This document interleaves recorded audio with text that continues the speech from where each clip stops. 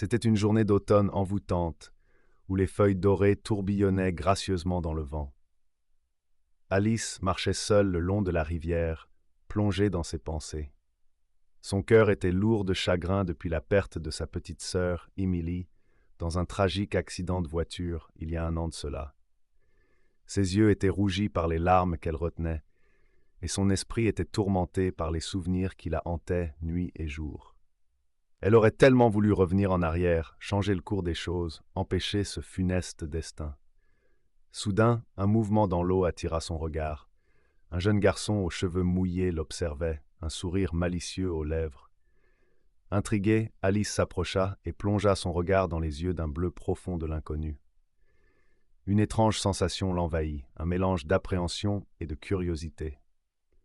Le garçon lui tendit la main et murmura d'une voix douce: « Viens avec moi, je vais t'emmener là où tu pourras retrouver ta sœur. » Surpris par ces paroles énigmatiques, Alice hésita un instant. Mais au fond d'elle, une lueur d'espoir s'alluma. Et sans réfléchir davantage, elle saisit la main tendue et se laissa entraîner sous l'eau. Un tourbillon de lumière l'enveloppa, et lorsqu'elle rouvrit les yeux, Alice se trouvait dans un endroit étrange et merveilleux. Des créatures féeriques dansaient autour d'elle, des nymphes et des elfes au sourire bienveillant. Au loin, elle aperçut Émilie, radieuse et paisible, l'attendant avec tendresse. Les larmes de bonheur coulèrent sur les joues d'Alice, et elle se jeta dans les bras de sa sœur retrouvée. Les deux jeunes filles se tinrent longuement, savourant ce moment de retrouvailles miraculeuses. Émilie lui dit alors: « Tu dois retourner dans ton monde, mais n'oublie jamais que notre amour nous unit pour l'éternité. » Reluctante, Alice savait qu'elle devait obéir. Elle planta un baiser sur le front de sa sœur et promit de revenir la voir dès qu'elle le pourrait. Le garçon mystérieux réapparut à ses côtés et l'entraîna de nouveau vers la surface. Les souvenirs s'estompaient déjà, mais dans son cœur, une flamme d'espoir brillait plus fort que jamais. Le soleil se levait difficilement sur la petite ville endormie. Les premiers rayons venaient caresser le visage de Léa qui s'était endormie en pleurant. Son esprit était tourmenté par les révélations choquantes de la veille. Pourtant, malgré la douleur qui la tiraillait, une lueur d'espoir brillait faiblement au fond de son cœur. Elle savait qu'elle devait agir. Elle ne pouvait rester les bras croisés face à cette vérité déchirante. Avec détermination, Léa se leva de son lit et décida qu'il était temps de confronter son passé. Elle avait tant de questions sans réponse, tant de souvenirs enfouis qu'elle devait affronter. En fouillant dans ses affaires, elle retrouva une vieille photo, froissée par le temps et les larmes. Sur celle-ci, elle reconnaissait son père, souriant, tenant la main d'une petite fille rayonnante de bonheur. Cette petite fille, c'était elle. Mais qui était la femme à leur côté? Le regard rempli de tendresse, mais aussi de tristesse. Léa décida de se rendre au vieux manoir abandonné à la périphérie de la ville. C'était là que tout avait commencé, que sa vie avait basculé. En franchissant les grilles rouillées, elle ressentit un frisson glacial lui parcourir l'échine. Les souvenirs affluaient, la peur grandissait, mais elle pressentait qu'elle trouverait enfin des réponses. Les couloirs sombres et poussiéreux semblaient murmurer des secrets anciens. Léa avançait pas à pas, l'estomac noué, jusqu'à arriver devant une porte verrouillée. Son cœur battait la chamade alors qu'elle saisissait la poignée glacée. Un cliquetis sinistre résonna dans le silence pesant. La porte s'ouvrit sur une pièce plongée dans l'obscurité. Soudain, une voix familière s'éleva dans la pénombre. Léa reconnut aussitôt la voix de sa mère, empreinte de tristesse et de remords. Des éclairs de souvenirs lui revinrent en mémoire, des bribes de conversation, des images troublantes. Elle comprit enfin la terrible vérité, celle qui avait été cachée pendant tant d'années. Les larmes coulaient sur ses joues, tandis que la voix de sa mère résonnait dans sa tête, implorant son pardon. Le passé et le présent se mélangeaient dans l'esprit tourmenté de Léa. Rien ne serait plus jamais pareil. Mais au fond d'elle-même, une étincelle nouvelle s'était allumée. Elle savait maintenant qu'elle devait trouver la paix pour elle-même et pour ceux qu'elle aimait. La route vers le pardon serait longue et douloureuse, mais elle était prête à affronter son destin. Thomas regarda Sarah avec une expression indéchiffrable, son silence emplissant la pièce de tension. Après un long moment, Il prit une profonde inspiration et commença à parler d'une voix tremblante. « Sarah, je crois que le moment est venu de te dire la vérité sur mon passé. Il y a des choses que je n'ai jamais osé te révéler, des secrets que j'ai gardés enfouis en moi pendant trop longtemps. Mais je ne peux plus continuer à vivre dans le mensonge. Je t'aime trop pour te cacher qui je suis vraiment. » Sarah sentit son cœur s'accélérer, une boule d'anxiété se formant dans sa gorge. Elle fixa Thomas, incapable de prononcer le moindre mot, attendant avec angoisse la révélation qui allait bouleverser sa vie à jamais. Thomas déglutit difficilement avant de reprendre, d'une voix à la fois déterminée et empreinte de tristesse. « Je suis né dans une famille aux lourds secrets, Sarah. Mon père était un homme violent, abusif, qui terrorisait ma mère et moi au quotidien. J'ai grandi dans la peur et la douleur, impuissant face à la cruauté de cet homme qui aurait dû être mon protecteur. Un jour, j'ai décidé de partir, de fuir cet enfer pour ne plus jamais y retourner. » Les larmes montèrent aux yeux de Thomas, trahissant la douleur profonde qui habitait son âme tourmentée. Sarah sentit son cœur se serrer douloureusement, réalisant la souffrance indicible que Thomas avait endurée toute sa vie. « Je suis parti sans un regard en arrière, laissant derrière moi ma mère qui n'avait pas eu le courage de partir avec moi. Depuis ce jour, je porte le fardeau de la culpabilité, me demandant si j'ai fait le bon choix en abandonnant ma mère entre les mains de mon père. Mais je ne pouvais plus rester, Sarah, tu dois comprendre. » Les mots de Thomas résonnaient dans la pièce, emplis d'une détresse palpable qui ébranlait Sarah jusqu'au plus profond de son être. Elle réalisa soudain que l'homme qu'elle aimait, celui qui avait toujours été son roc, cachait en réalité une fragilité insoupçonnée, une blessure béante qu'elle seule pouvait panser. Et dans ce moment de vérité nue, Sarah sut qu'elle ne pouvait plus reculer, qu'elle devait affronter les démons du passé de Thomas pour espérer un avenir ensemble. Elle courait à en perdre haleine, les larmes brouillant sa vision. Chaque respiration était un combat contre la douleur qui lui lacérait la poitrine.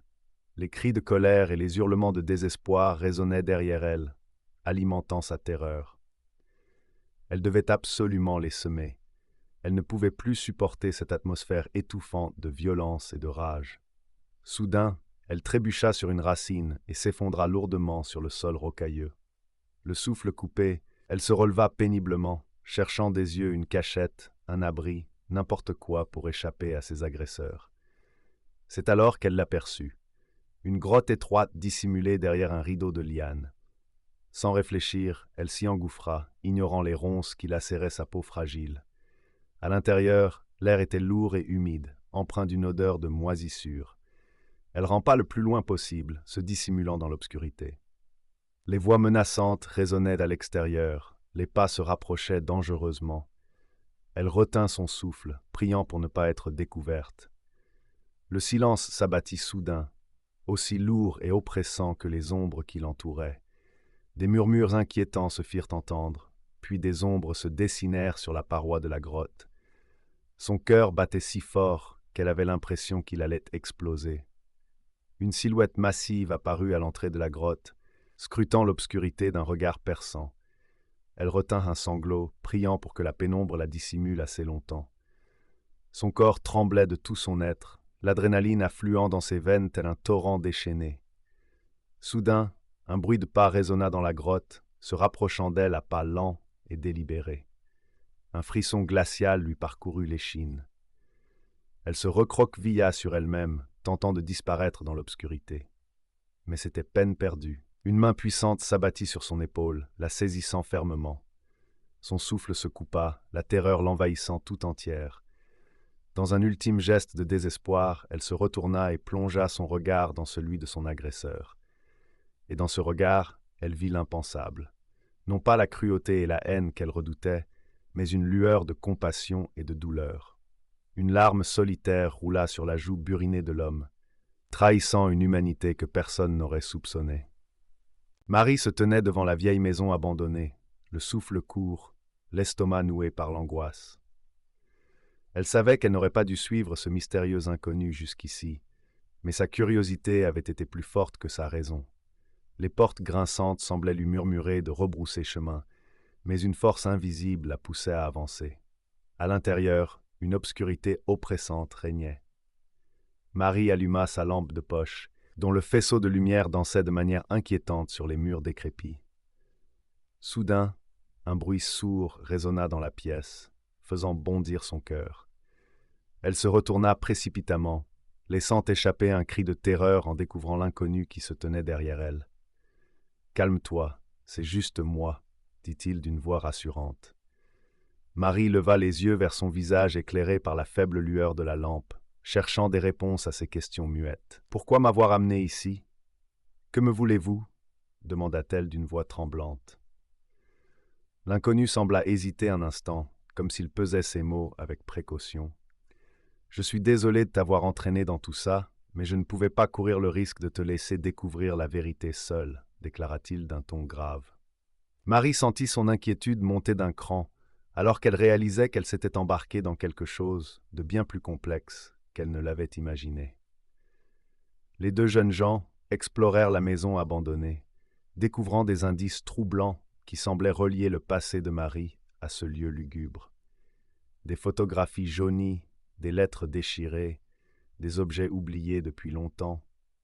Chaque découverte apportait un éclairage nouveau sur les origines mystérieuses de Marie et sur les secrets bien gardés de sa famille. Alors qu'il fouillait une vieille malle poussiéreuse, Marie trouva un médaillon en argent orné d'un symbole énigmatique. Son cœur se serra d'une étrange émotion en reconnaissant ce médaillon, comme si une partie d'elle-même se réveillait après un long sommeil. L'inconnu observait silencieusement ses réactions, semblant attendre une révélation imminente. Soudain, un bruit de pas résonna dans le couloir sombre, les figeant sur place. Le danger était imminent, et Marie réalisa que sa vie serait à jamais bouleversée par les secrets enfouis dans cette maison hantée par le passé. Les jours passaient et Léa se sentait de plus en plus perdue. Les souvenirs de sa vie passée semblaient s'éloigner peu à peu, la plongeant dans un abîme de confusion et de désespoir. Elle ne reconnaissait plus le monde qui l'entourait, ni même son propre reflet dans le miroir. Chaque jour était une lutte pour essayer de retrouver un fragment de sa mémoire, un souvenir qui pourrait la guider vers la vérité. Pendant ce temps, Mathis menait son enquête avec acharnement. Il parcourait les rues sombres de la ville, interrogeait des témoins et analysait chaque indice avec minutie. Son obsession pour retrouver Léa était devenue sa seule raison de vivre. Il refusait d'admettre qu'elle était perdue à jamais, qu'elle avait disparu dans les méandres de sa propre amnésie. Un soir, alors qu'il arpentait une ruelle étroite, Mathis fut abordé par un vieil homme au regard perçant. Celui-ci lui raconta une légende ancienne, celle d'une pierre mystique, capable de révéler les secrets les plus enfouis de l'âme humaine. Intrigué, Mathis décida de suivre les indications du vieil homme et se mit en quête de cette pierre légendaire. Pendant ce temps, Léa se sentait de plus en plus fragile, comme un château de cartes sur le point de s'effondrer. Les flashbacks de sa vie d'avant continuaient de la hanter, lui laissant entrevoir des bribes de bonheur qu'elle ne parvenait plus à saisir. Elle se demandait si retrouver la vérité sur son passé valait vraiment la peine, si cela ne risquait pas de la plonger dans un abîme de douleur et de désespoir encore plus profond. Un jour, alors qu'elle se promenait seule au bord de l'océan, Léa fit une rencontre inattendue qui allait bouleverser le cours de sa vie. Un enfant aux yeux pétillants l'aborda timidement, lui tendant une fleur sauvage cueillie dans les dunes. Son regard innocent et sa candeur lui rappelèrent quelque chose de familier, un sentiment de chaleur et de réconfort qu'elle pensait avoir perdu à jamais. Soudain, une vague de souvenirs déferla en elle, l'emplissant d'une nostalgie douce amère. Des images de son enfance, de ses rires et de ses larmes, de ses espoirs et de ses peurs, affluèrent dans son esprit, ravivant la flamme de son identité perdue. Léa sut alors qu'elle devait se battre pour retrouver qui elle était vraiment, pour honorer la personne qu'elle avait été et celle qu'elle voulait devenir. Le temps semblait s'arrêter alors que Marie se tenait devant la tombe de son mari, le cœur lourd de chagrin. Les larmes coulaient silencieusement sur ses joues alors qu'elle se remémorait les moments passés ensemble, les rires partagés, les projets avortés. La douleur était toujours aussi vive, comme si sa présence ici ravivait chaque souffrance, chaque manque. À côté d'elle, leur fils Lucas se tenait droit, les yeux rougis par le chagrin. À seulement 12 ans, il devait faire face à la perte de son père, à la responsabilité qui semblait déjà peser sur ses épaules frêles. Marie posa doucement sa main sur son épaule, cherchant un réconfort qu'elle peinait à trouver elle-même. Alors que le soleil déclinait à l'horizon, une ombre familière s'approcha d'eux. C'était Antoine, l'ami de longue date de son mari, qui venait leur rendre visite pour les soutenir dans cette épreuve. Ses yeux emplis de compassion croisèrent ceux de Marie, lui transmettant un message muet d'amitié et de solidarité. Après un échange de regards chargés d'émotion, Antoine prit la parole, cherchant les mots justes pour apaiser leur peine. Il raconta des anecdotes drôles, des souvenirs joyeux de leur jeunesse insouciante, essayant de faire revivre un instant la lumière qui s'était éteinte avec le départ de son ami. Soudain, Lucas se leva, des lueurs d'espoir dans le regard. Il proposa d'organiser une collecte de fonds pour soutenir les familles touchées par la même maladie qui avait emporté son père. Marie le regarda, émue par sa force et sa générosité malgré sa douleur. Elle sentit son cœur de mère déborder de fierté pour ce fils si jeune, mais si mature. Le projet prit forme rapidement, rassemblant autour d'eux une communauté de soutien inattendu. Les voisins, les amis et même des inconnus se mobilisèrent pour les aider, touchés par la volonté farouche de Lucas de faire une différence. Chaque geste, chaque don, chaque parole de réconfort étaient comme des baumes sur leurs blessures encore à vif. Dans l'obscurité de la nuit, Marie regarda les étoiles scintiller dans le ciel, une lueur d'espoir renaissant dans son cœur meurtri. Peut-être, malgré tout, il y avait un sens à cette tragédie, une leçon de vie à tirer de l'ombre de la mort. Et peut-être, à travers la générosité de leur entourage et la force de son fils, elle trouverait un chemin vers la lumière. Sous les rayons chauds du soleil, Amélie se tenait au sommet de la falaise, les yeux fixés sur l'horizon infini. Le vent soufflait doucement dans ses cheveux et apaisait son âme tourmentée. Elle savait que le moment était venu de prendre une décision qui changerait sa vie à jamais. Au loin, elle pouvait voir les voiles blanches des voiliers danser sur les flots scintillants. Une vague de nostalgie l'envahit alors qu'elle repensait à toutes ces années passées à rêver d'aventures lointaines. Mais aujourd'hui, tout était différent. Aujourd'hui, elle devait choisir entre le confort de sa vie actuelle et l'appel de l'inconnu. Le visage de Gabriel se dessina dans son esprit. Gabriel, l'homme qu'elle aimait plus que tout au monde, l'homme qui avait toujours été là pour elle dans les moments les plus sombres. Mais même son amour pour lui ne pouvait taire le tumulte qui grondait en elle. Elle savait qu'elle devait suivre son propre chemin, aussi difficile et incertain soit-il. Le soir tombait doucement lorsque Amélie revint au village, l'esprit rempli de doutes et de questions sans réponse. Elle retrouva Gabriel assis devant leur maison, le regard perdu dans le lointain. En le voyant, son cœur se serra douloureusement. Comment pourrait-elle lui annoncer son départ, lui dire qu'elle devait partir pour trouver sa propre voie? Les mots semblaient se coincer dans sa gorge, refusant de se libérer. Mais elle savait qu'elle devait le faire, qu'elle ne pouvait plus reculer. Lentement, elle s'approcha de lui et prit sa main dans la sienne, sentant la chaleur de son contact la bouleverser une fois de plus. « Gabriel, commença-t-elle d'une voix tremblante, il faut que je te parle. » Son regard croisa le sien, et elle vit la compréhension briller dans ses yeux. Il savait. Il avait toujours su. Les larmes qu'elle retenait depuis si longtemps se mirent à couler, témoins de la douleur qui déchirait son cœur.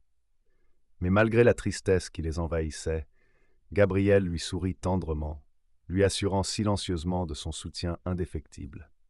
Et c'est ainsi, dans un mélange de chagrin et de résolution, qu'Amélie prit la décision de partir, de suivre son propre chemin vers l'inconnu, laissant derrière elle tout ce qu'elle avait toujours connu pour trouver enfin la paix intérieure qu'elle avait tant cherchée. Une fois à l'intérieur de la salle de bal, Clara sentit son estomac se nouer. Tous les invités se retournèrent pour la regarder, et elle se sentit soudainement très seule au milieu de cette foule élégante et sophistiquée. Elle chercha du regard Maxime, mais ne le trouva nulle part. Une vague de panique l'envahit, alors qu'elle se rendait compte que tout reposait désormais sur ses épaules. Elle s'efforça de garder son calme en se rappelant les paroles de sa grand-mère. Tu as le pouvoir en toi, ma chérie, il te suffit de le trouver. Inspirant profondément, Clara se redressa et avança vers le centre de la salle. Les regards curieux se posaient sur elle, attendant ses premiers pas de danse. La musique commença, un rythme envoûtant qui faisait vibrer l'âme. Clara ferma les yeux un bref instant, se laissant emporter par la mélodie. Puis, elle entama sa danse, guidée par une force mystérieuse qui la poussait à se dépasser, à exécuter des mouvements qu'elle ne pensait pas capable de réaliser. Les couples autour d'elle s'écartèrent pour laisser place à sa danse, fascinés par sa grâce et sa légèreté. Clara se sentait vivre pleinement, comme si chaque pas la rapprochait un peu plus de son destin. Elle n'était plus la petite fille timide et réservée, mais une femme forte et déterminée à conquérir son bonheur. Soudain, elle sentit une main se poser délicatement sur la sienne. Elle ouvrit les yeux et vit Maxime devant elle, un sourire éclatant illuminant son visage. Sans un mot, il l'entraîna dans une valse tourbillonnante, comme s'ils étaient seuls au monde. Clara se sentit fondre dans ses bras, oubliant tous ses doutes et ses peurs. La musique semblait les porter, les enlacer dans une étreinte passionnée. Clara remarqua les regards admiratifs des invités, les chuchotements qui accompagnaient leur danse. Mais elle n'y prêta pas attention, trop absorbée par la magie de l'instant présent. La valse prit fin dans un tourbillon final, les faisant rire et tourner joyeusement. Clara se retrouva face à Maxime, le souffle court, les yeux pétillants de bonheur. Il prit sa main et la porta à ses lèvres, scellant ainsi un pacte silencieux entre eux. Le reste de la soirée passa comme dans un rêve pour Clara, entourée de sourires et de félicitations. Mais au fond de son cœur, elle savait que cet instant de bonheur était le début d'une aventure plus grande encore, une aventure où l'amour triompherait de tous les obstacles. À cet instant précis, la jeune femme réalisa qu'elle tenait entre ses mains le pouvoir de changer son destin. Mais une question restait en suspens dans son esprit tourmenté. Devait-elle céder à la tentation de la vengeance et laisser la haine consumer son âme, ou devait-elle choisir le chemin de la rédemption et laisser place à l'amour et au pardon? Alors qu'elle pesait le pour et le contre, une brise légère vint caresser son visage, apportant avec elle une odeur de fleurs sauvages et de liberté. C'était comme si l'univers tout entier l'encourageait à faire le bon choix, à suivre la voie de la lumière. Dans un élan de courage et de résolution, elle prit sa décision. Elle allait pardonner, non pas pour oublier les blessures du passé, mais pour se libérer du fardeau de la rancœur et de la douleur qui la rongeait. Elle allait choisir l'amour, car elle savait au plus profond d'elle-même que c'était la seule voie vers la paix et la guérison. Et c'est ainsi qu'elle se tint devant celui qui avait causé tant de souffrances, le regard empli de compassion et de détermination. Elle lui tendit la main comme un symbole de réconciliation et de renouveau, et prononça ces mots qui allaient sceller à jamais son destin. « Je te pardonne. » Les larmes aux yeux, l'homme tomba à genoux devant elle, submergé par l'émotion. Il prit sa main tremblante dans la sienne et murmura à son tour « Je suis désolé, je ne mérite pas ton pardon, mais je te promets de me racheter, de me repentir et de consacrer le reste de mes jours à réparer mes erreurs. » Et dans ce moment de grâce et de vérité, les deux âmes blessées trouvèrent enfin la paix et la rédemption. Ils savaient que le chemin vers la guérison serait long et semé d'embûches, mais ils étaient prêts à affronter l'avenir main dans la main, unis par un lien indestructible forgé dans le feu de l'adversité. Et c'est ainsi que se termina cette histoire, marquée par la force de l'amour, la puissance du pardon et la renaissance de deux êtres brisés. Car parfois, c'est dans l'obscurité la plus profonde que se cache la lumière la plus éclatante, prête à briller à jamais dans les ténèbres de l'oubli.